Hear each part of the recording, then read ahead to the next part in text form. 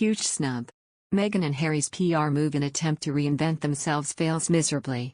Prince Harry appeared somewhat conflicted, but Meghan Markle, ever the consummate professional, was radiant with her smiles when the cameras started whirring on the viewing deck of One World Trade Center in New York City on Thursday morning. Meghan smiled expertly and consistently, but an army of conflicting emotions marched across Harry's face. It was strangely reminiscent of the alternately grumpy/happy Harry that seasoned royal reporters, whom the prince despised with a passion as an apparent point of principle, well remember from the days of yore. Harry has said that banks of photographers trigger negative emotional responses connected to his mother's death in 1997. Every single time I see a camera, every single time I hear a click, every single time I see a flash, it takes me straight back, he has previously said.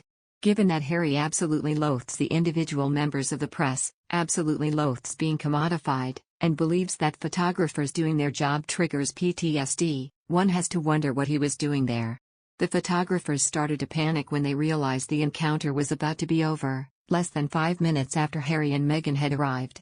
One snapper, apparently panicking that he had missed his shot, was heard calling out, "Team Archie, this is an unshootable shot from this angle, can we have the honor of one shot in the center right there?"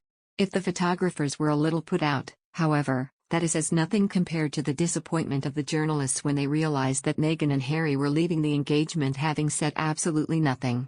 Actually, that's not entirely true. Meghan said, "It's wonderful to be back, thank you," when asked how she was enjoying her trip to the Big Apple. Mayor de Blasio said that they were wonderful guests and added he was excited to tell them about the work we're doing. That still didn't really answer the nagging question hanging over this whole affair, which was, what were they actually doing there, posing for the cameras like it was 2018 and Meg said had never happened? Were they paying tribute to the victims of 9/11, nearly 2 weeks after the 20th anniversary of that terrible event? Their subsequent visit to the 9/11 Memorial and Museum suggested so.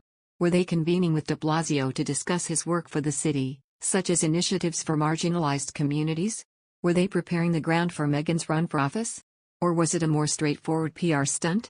Just a little raising of their profile, maybe trying to replace the memories of a summer of rather undignified accusations and recriminations with a sober, grown-up, but still nice and shiny relaunch? This one we can expect to see them speak. And it will also be the first test of their personal chemistry with a large live crowd since they embarked on their new life. A reception that is anything less than rapturous would be astonishing. The couple also managed to squeeze in another on-brand meeting with U.S. Ambassador to the UN Linda Thomas-Greenfield. She later tweeted that they had an important discussion on COVID-19, racial justice, and mental health. Inevitably, it has laid siege to their swanky hotel, the Carlisle, photographing Harry drinking in the hotel's legendary Bemelmans bar, apparently without Meghan, on Thursday night, after another set of pictures were published in the Mail of the couple drinking cocktails with Meghan's close friend, fashion designer Misha Nanu, and her husband Mikey Hess, the previous evening. So, perhaps the NYC trip is all about positive profile raising, outside of the context of warring with the royals. What happened on Thursday is a very interesting development, and represents an escalation in their ambition. I think it is pretty clear they do actually want to be royal in all but name, while also being free to do deals with Google and Spotify and whoever else wants to buy a piece of the royal family. The most important lesson to be drawn is that Harry and Meghan still matter. Very clearly, they have not lost their ability to summon the world's media at the click of a finger. The event was only announced on Wednesday evening, and by Thursday morning, hundreds of bleary-eyed media workers were gathered waiting for the couple to appear. Harry and Meghan say jump, and the media, the nemesis they still need so much, brings the skipping rope.